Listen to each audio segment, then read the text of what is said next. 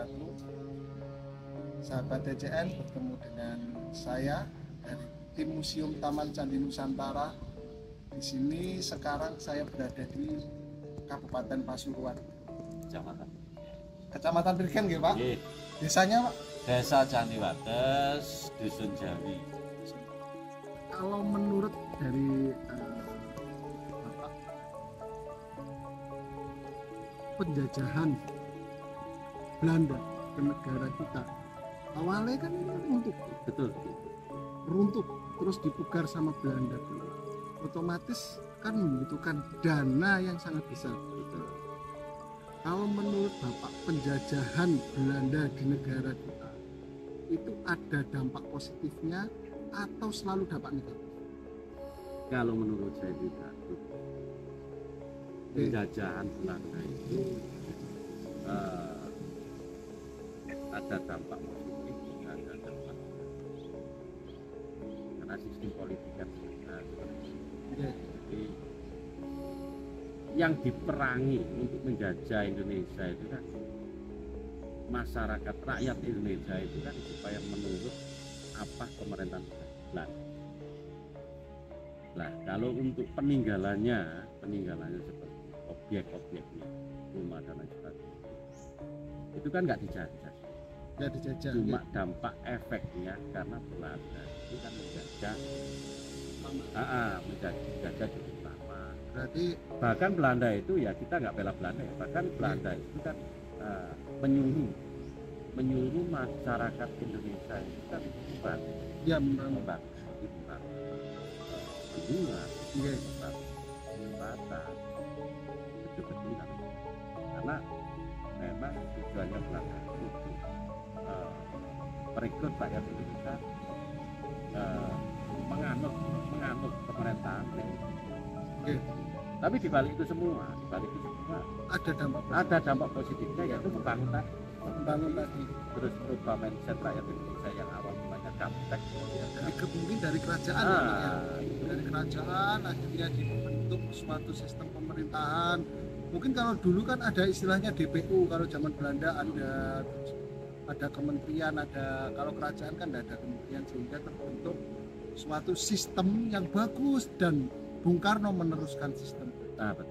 Jadi kalau kita nggak dijajah Belanda, negara kita nggak akan ada. Jadi semuanya itu harus disyukuri. Sekarang adanya apa disyukuri. Dan yang kedua, kalau menurut saya pribadi, dari sisilah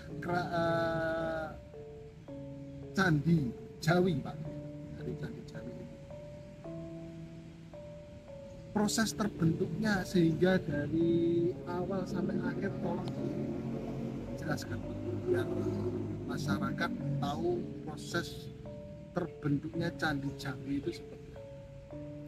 Ini asumsi. Ya, asumsi dari pribadi kita. Dari pribadi.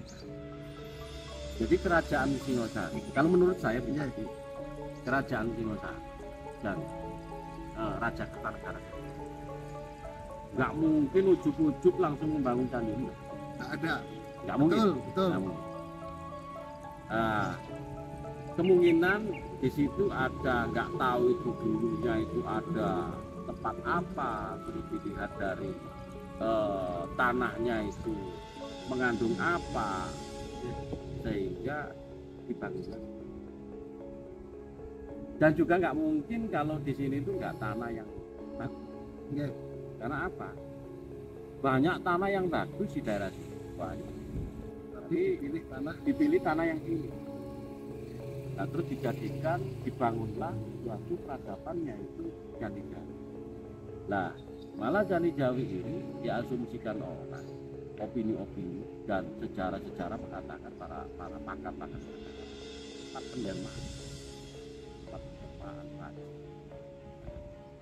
pendermaan atau pensucian, sehingga dijadikan peribadatan sampai peribadatan sampai akhir hayatnya. Diasumsikan bahwasannya abunya itu tidak rugi.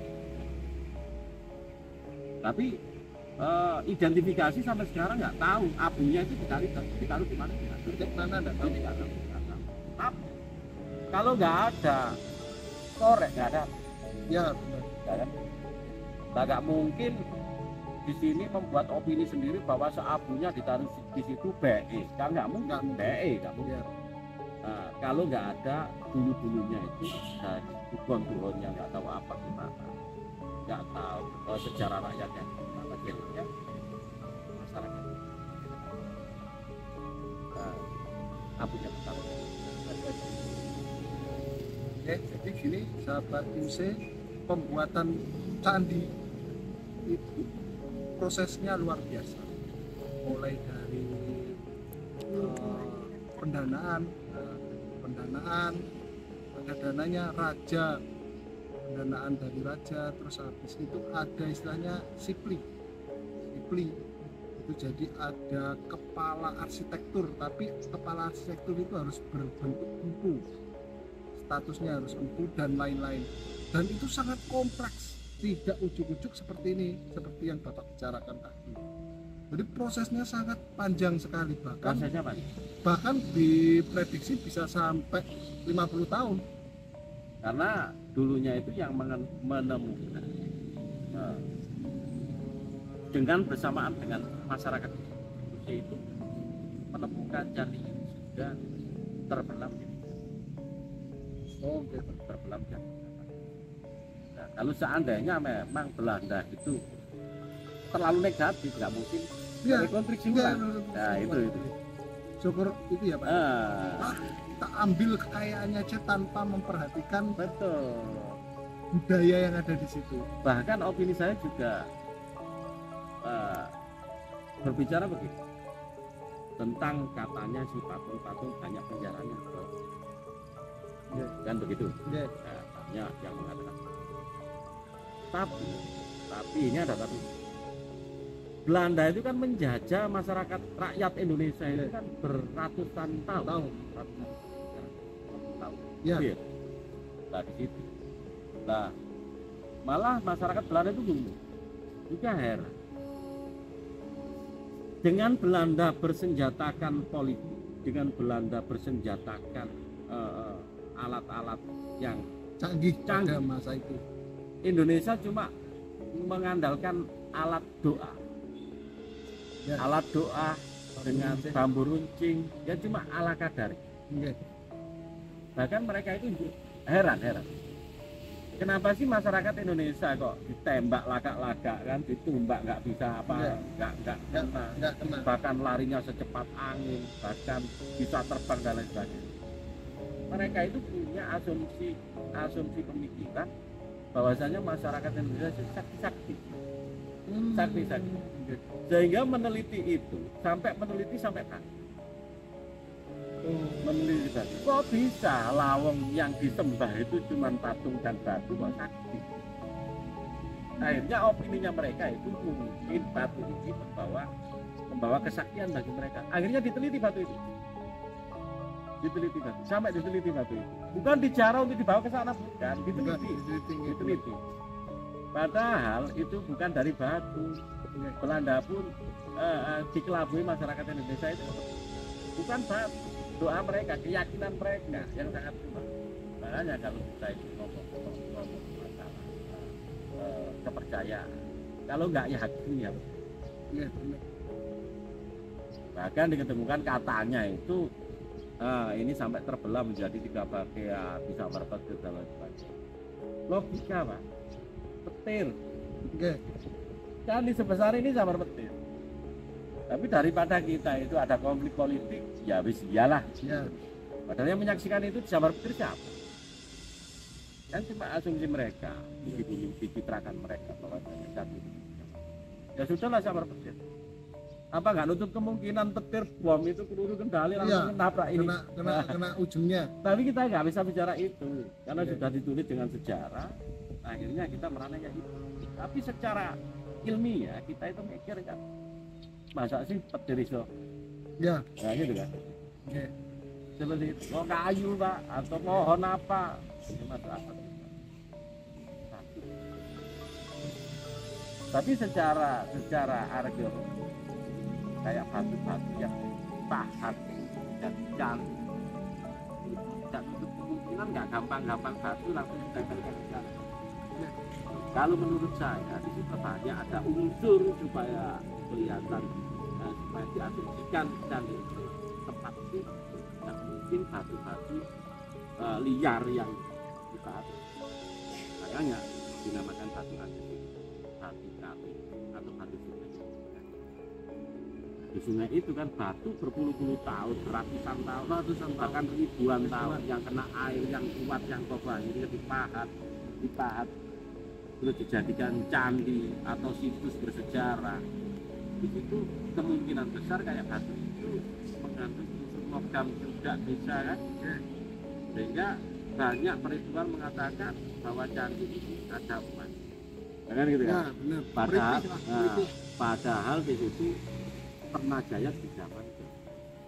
Tapi juga tidak tutup kemungkinan kalau ada unsur emasnya juga gitu. Makanya kan dijadikan tempat peribadatan. Dari melihat itu sangat luar biasa ini. Leluhur kita itu kan bukan orang sembarangan. Lihat Pak, tanah seimbang. Dulu tidak ada istilahnya tutan itu apa itu? Selang. Nah, ini seimbang, sana seimbang. Dulu tidak ada selang. Tapi melihat bangunan seperti ini berarti mencerminkan leluhur kita itu orang pinter, orang hebat. Kita dilihat. Ya, kalau menurut pendapatnya dengan bangunan megah, bukti leluhur kita itu bukan orang sembarangan. Dulu tidak ada selang Pak Nyun Sewu. Misalnya ke sana ke sini kalau bisa diselang sama kan ya. Coba selang lagi sini sampai sini. Ini. Ya kan luar biasa. Jadi kalau menurut saya sepengetahuan Yeah. ya, kebetulan bapak saya itu kan pegawai Yeah. Bawang, jangankan kita itu mau keluar rumah aja, kalau harinya nggak enak dan cukup. Ya betul Kan begitu ya, terus. Nah, marilah kita percaya semua hari Jumat. Tapi yang namanya orang Jawa, orang Jawa itu selalu memperhitungkan yang namanya perhitungan, selalu diperhitungkan. Nah, ini Nah, perlu ini selalu diperhitungkan. Jangankan kita jalan, mau makan aja diperhitungkan. Ya. Gitu. Makanya kan ada yang namanya penganut ajaran A, kan begitu ya, penganut ajaran A, B, C dan lain-lain. Karena saking fanatiknya orang Jawa ini, sampai pembuatan rumah pun itu ada jamnya, ada ada harinya, ada menghadapnya, kan gitu kan? Iya betul. Terus materialnya itu dihitung dan lain-lain. Filosofinya orang, ya bukan orang dulu, orang kemarin, bapak. Iya.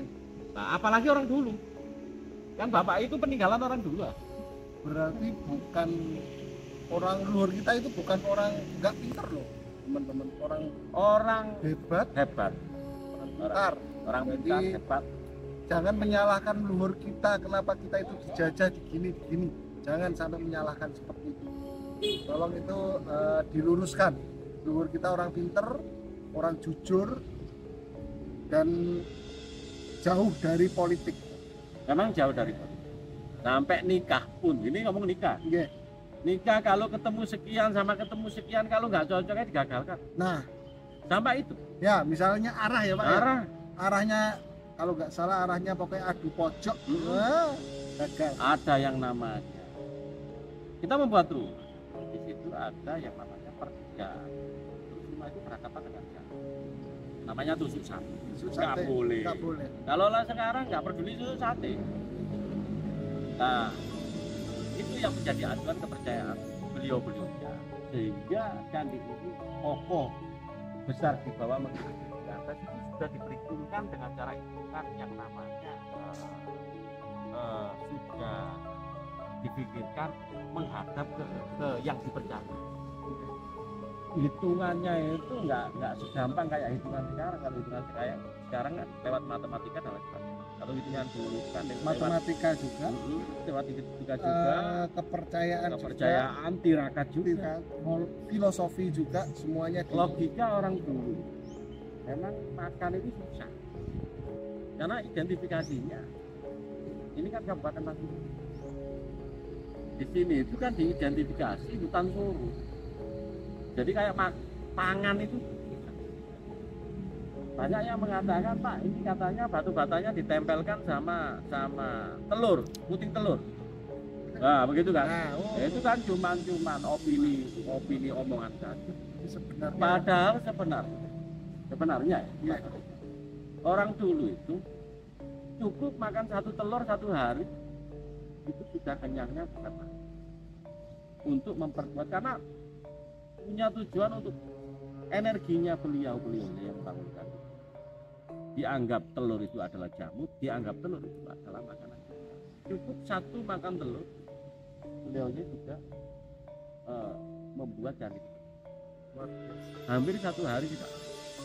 Apalagi kalau kita mengkerucut terhadap kepercayaan orang dulu Gontuhonnya. Katanya candi ini 1 kali 24 jam bisa jadi. Tapi kalau kita pikir secara logika nggak nyampe.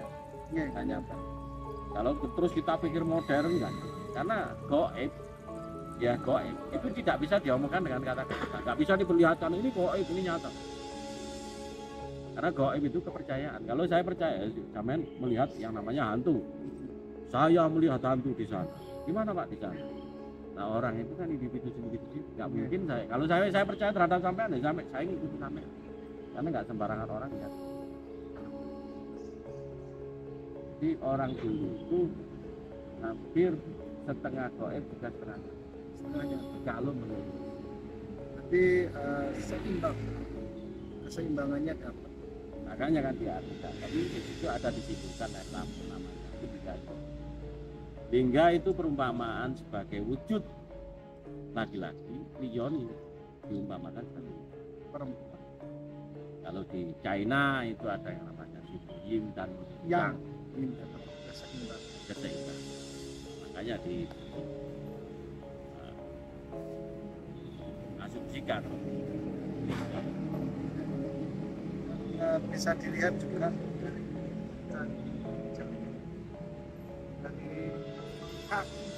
kaki dari bawahnya ini ada sebuah dinding yang melingkar. Anehnya juga dindingnya kok enggak ambles. Nah itu anehnya kan dijamin. Karena terus ini di bawahnya ini ada kolam, ada air. Ini kan ada makna dulu itu pelepasan air amarta, mungkin lah filosofinya seperti. Tapi dalam sisi arsitek itu, siapa berani bangun seperti ini untuk orang zaman sekarang? Ada kolam di kelilingnya, terus habis itu ada gundukan tanah, ya, terus meruncing. Luar biasa. Bahkan orang itu meyakini juga Lingga Yoni kan cuma di dalam sebagai simbol. Padahal kalau kita kaji, kan ada kata-kata orang itu jangan lihat-lihatnya saja kan. Lihat dalam. Kalau bagi saya, ya luar dalam harus lihat sendiri. Lingga Yoni bagi saya pribadi, nggak harus simbol yang ada di sana. Dan di Jawi juga menggambarkan lingga dan yoni. Lingganya yang mana, yoninya yang mana? Nah, seperti sekarang. Coba lingganya itu yang candinya itu. Ini lingga. Oh, enggak. Yoninya yang mana? Berarti yang bumi pertiwinya ini ya? Siap. Seperti itulah.